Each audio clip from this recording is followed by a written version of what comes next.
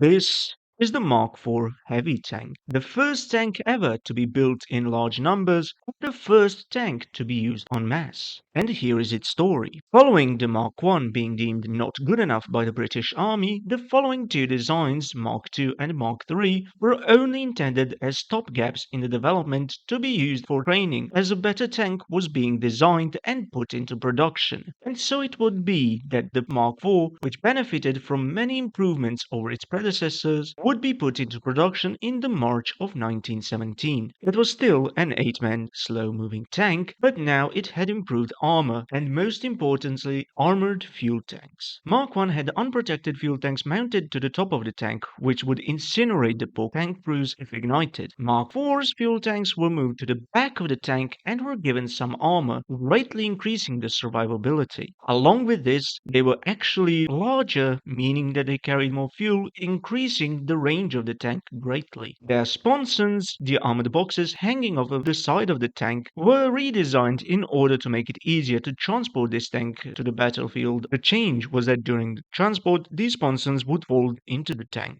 Along with this, the male variant's main 6-pounder guns had their barrels shortened so as to not get clogged with mud, and it was now armed with 3 Lewis machine guns. The female variant was now armed with 5 Lewis machine guns. The change in machine guns would be backtracked as Lewis guns proved an ill choice for the tanks. Their first battle was the assault on the Messines Ridge on the 7th of June 1917, and while slow they would play an important part in the battle. The Battle of Passchendaele, on the other hand, had been a disaster when the muddy ground simply bogged down the tanks, making them an easy target for enemy artillery. The Battle of Cambrai in the November of 1917 saw the first en masse deployment of the tanks, as 479 Mark IV tanks allowed for massive gains on the first day of the battle. It was also the first tank to participate in the first tank-on-tank battle in the Second Battle of Villers-Bretonneux against German A7Vs, leaving the battle victorious. They also saw service in the German army, as many were captured, and some were sold to the Japanese. They were last used by the Germans in crushing the November Revolution. 1,220 of Mark IV heavy tanks were built, 420 males, 595 females, and 205 tank tenders. Today, 6 of these tanks survive.